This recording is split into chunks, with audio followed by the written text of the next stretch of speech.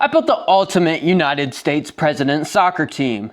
I'm tired of losing in soccer, so we're gonna reincarnate some presidents, have some that are currently alive today, go back in the past, and redo the World Cup that just happened in 2026 on our 250th birthday. We should be winning, so we're gonna have the ultimate United States presidents team to win it for us.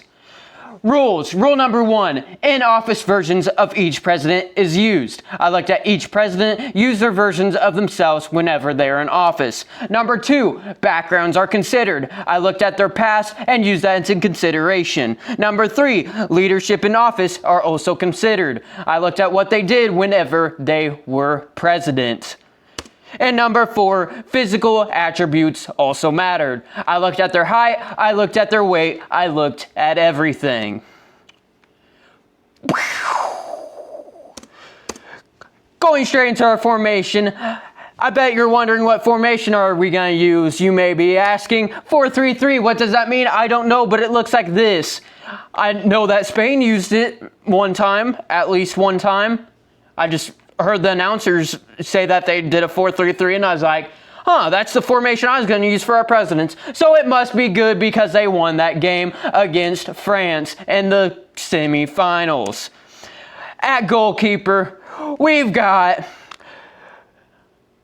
probably someone that 90% of you don't think of. 90% of you probably all think of the same president, but you're all wrong. It's not Abe Lincoln. It's George H.W. Bush, aka the Crisis Keeper. He's 6'2", around 190 pounds. He blocked Iraq and Kuwait, so you know he'll block those balls from going in his goal. And he's calm under pressure, as well as yells baseball captain, so he can block the ball going in his goal, and he can catch them too. He was first base left hand, in case you're wondering. At right back, we need someone who can pair well with the goalkeeper just in case he gets in trouble. We need someone who could be his right-hand man. George W. Bush, aka the high motor fullback. He's 5'11", about 190 pounds. He did fitness while in office. As you can see, he's jogging right there. He was post 9/11's defense focus, so you know he'll defend that goal with his life. And he covers ground all game long. At cornerback, we need someone with grit. We need someone who's a winner. Gerald Ford, aka the Stabilizer. He's 6 foot, about 193 pounds. He took over after the Watergate scandal. He restored order, and most importantly, he was a Michigan football MVP who won not one, but 2 championships at center and linebacker. At our other cornerbacker, we need someone else with grit. We need someone else who's a winner. Abe Lincoln, aka the Union Wall. He's 6'4", about 170 pounds. He preserved the Union. He was a wrestler who won 300 matches and only lost 1 that was reported. And he stopped the collapse of America. So you know he'll stop that ball from going in their goal. At left back, we need someone who can wrap up that defense. We need someone who could unite them all. We need someone who can create peace among the team. Jimmy Carter, aka the Peacekeeper. He's 5'9", about 160 pounds. He helped with the Camp David Accords. He had Egypt and Israel unite, become friends, no longer hate each other's guts, so you know he'll unite the team. He's a human rights activist, and he did cross country, so you know he has the stamina to be a left back. At center defensive midfielder, we need someone who could guide the game any direction he wants. We need a leader. We need George Washington, aka the Floor General. He's 6'2", about 185 pounds. He was the first president, so he's a natural-born leader, and he's going to be the captain of the team. He did collar and elbow wrestling and is neutral and disciplined. He subscribed and followed Second Angle on all social medias and liked the video. I didn't say it, he did, so you should too. At center midfielder, we got Dwight Eisenhower, the tactical architect. He's 5'10", about 175 pounds. He has stability during the Cold War.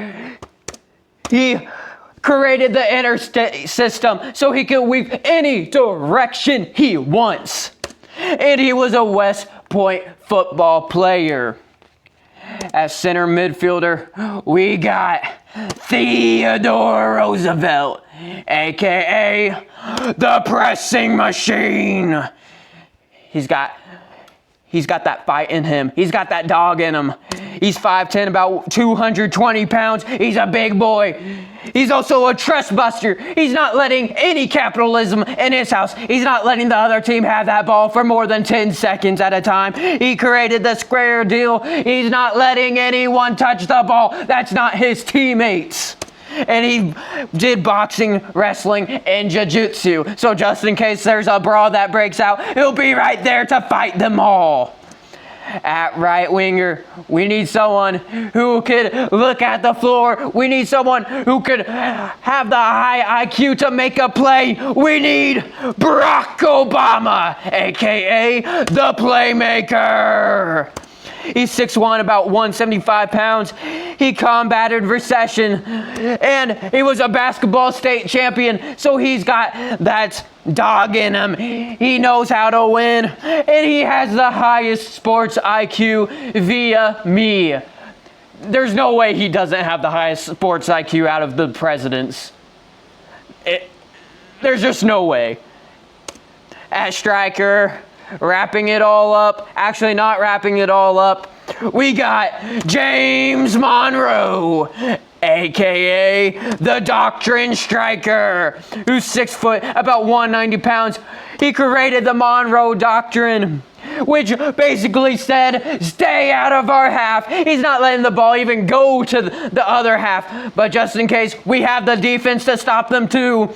And he is battle tested.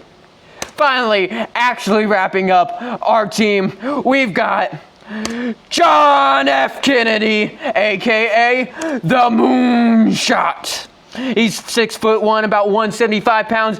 He had the space race vision, so you know he'll have the vision to create goals.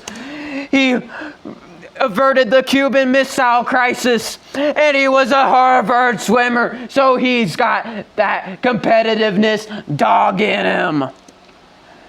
Here's wrapping it all up. We got George H.W. Bush at goalkeeper, George W. Bush at right back, Gerald Ford center back, Abraham Lincoln, Jimmy Carter, George Washington, Dwight D. Eisenhower, Theodore Roosevelt, Barack Obama, James Monroe, John F. Kennedy. What team should I build next? Comment down below, like and subscribe. Boom!